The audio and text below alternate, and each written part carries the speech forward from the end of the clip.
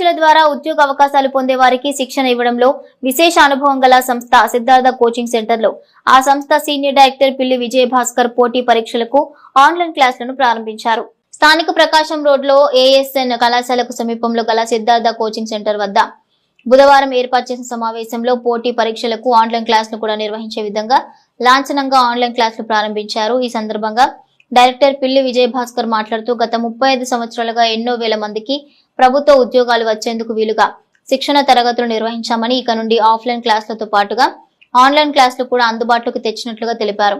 ఈ కార్యక్రమంలో coaching centre ఉపాధ్యాయులు విద్యార్థులు పాల్గొన్నారు. అంటే రైల్వే గాని ఎస్ఎస్సి గాని మిగిలిన గవర్నమెంట్ ఆర్గనైజేషన్స్ లో 4000 మంది పైగా విద్యార్థులు ఉద్యోగాలు పొందారు. అయితే అందరికీ కోచింగ్ సెంటర్కి వచ్చి కోచింగ్ తీసుకునేటువంటి వాళ్ళకే కుదరట్లేదు. కోచింగ్ తీసుకుని ఉద్యోగాలు పొందాలి. సో వాళ్ళ అవసరాలను దృష్టిలో పెట్టుకొని మనం ఏం చేస్తున్నామంటే ఈరోజు ఆన్లైన్ క్లాసులు ప్రారంభిస్తున్నాం. అంతేకాకుండా చాలా దూర ప్రాంతాల నుంచి ఇక్కడికి వచ్చి కొంత ఖర్చు పెట్టుకొని కోచింగ్ తీసుకొని ఉద్యోగం పొందడం అనేది అందరికీ సాధ్యపడదు. వాళ్ళని కూడా దృష్టిలో పెట్టుకొని మనం ఈ ఆన్లైన్ క్లాసులు ప్రారంభిస్తున్నాం. అంతేకాకుండా ప్రైవేట్ సంస్థల్లో ఉద్యోగాలు చేసేవాళ్ళు కూడా వాళ్ళు కూడా రోజు క్లాసులకు వచ్చి విని ఉద్యోగాలు పొందాలంటే వాళ్ళకి సాధ్యమయ్యే పని కాదు. వాళ్ళని కూడా మనం దృష్టిలో పెట్టుకున్నాం. అంతేకాకుండా కొంతమంది ఈ కోచింగ్ సెంటర్కి సంబంధించిన ఫీజును భరించేటువంటి ఆర్థిక వనరులు వాళ్ళకు ఉండకపోవచ్చు.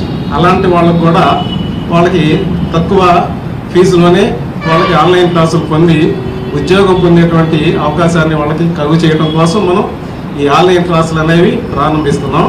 కాబట్టి ఈ సందర్భాన్ని పురస్కరించుకొని ఆన్లైన్ క్లాసుల ద్వారా ఉద్యోగాలు పొందాలనుకునే వాళ్ళు మా వెబ్సైట్ని లేదంటే మా యాప్ని పరిశీలించి వాళ్ళు ఆన్లైన్ క్లాసుల ద్వారా ఉద్యోగాలు పొందాలని ఆశిస్తున్నాం.